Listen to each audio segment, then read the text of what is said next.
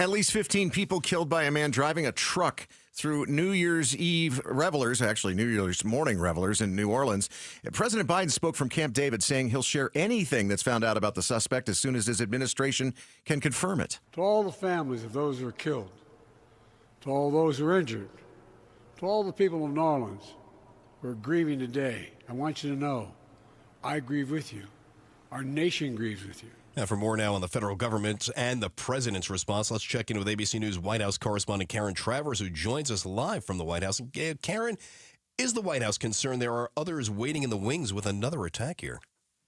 Yeah, the president did say yesterday that the FBI is investigating if there is a continuing threat to public safety. He said that the situation is fluid, it is in the preliminary stage, and that law enforcement agencies are looking at any connections and co-conspirators. But the president, no surprise in his capacity, giving these remarks last night, said, we have nothing additional to report at this time. The investigation is active. No one should jump to conclusions. But we did hear yesterday from one of the FBI agents in charge down there at the New Orleans field office, who said that investigators don't believe the suspect acted alone.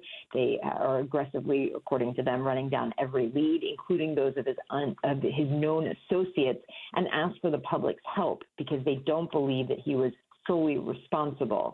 The president, though, last night, was trying to strike that balance of speaking to the people of New Orleans, the visitors who were down there, who are obviously just very much rattled and in shock by this, and the city that's trying to get through these very difficult hours and days.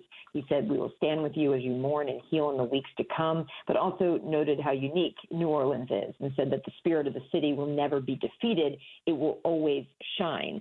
But he also did note that the FBI told him that the suspect had posted videos on social media indicating he had been inspired by ISIS and that those videos were posted just hours before the attack. The president said that in those videos he had expressed a desire to kill. We certainly saw in some of the images from the scene that the ISIS flag was found on the suspect's vehicle. We are talking with Karen Travers, ABC News White House correspondent. Karen, the suspect in this attack, his name is Shamsud-din. That's a name that may sound foreign to a lot of people, but he was born in the U.S., served in the U.S. Army. Mm-hmm. So is the term domestic terrorism on the lips of national security folks in the White House?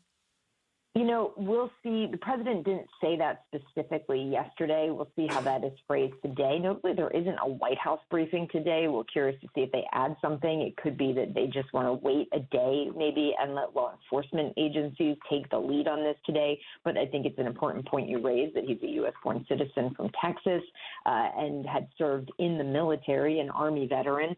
But right now, again, just to emphasize what the president was saying, I'll let our folks who are covering the investigation details speak more to that. But from what the president was saying yesterday, that this is a fluid situation and that the investigation is still very much in its preliminary stage.